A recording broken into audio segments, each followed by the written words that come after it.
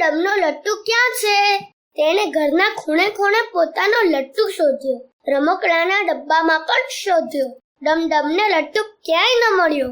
ચોપડીઓનો ઢગલો પણ ફેંદી વળ્યો, ખુરશીની નીચે પણ જોયું, ત્યાં પણ ન મળ્યો લટ્ટુ. દાદી બગીચામાં ફરવા ગયા હતા, ત્યાં તેમને કંઈક મળ્યું.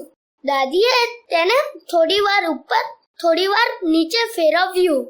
મારી વહાલી દાદી, તમે મારો લટ્ટુ શોધી કાઢ્યો? ઊભી રહે ડમડમ, આ તો ખૂબ જ મજેદાર છે. આજે તો આ લટ્ટુથી તું નહીં, હું રમીશ.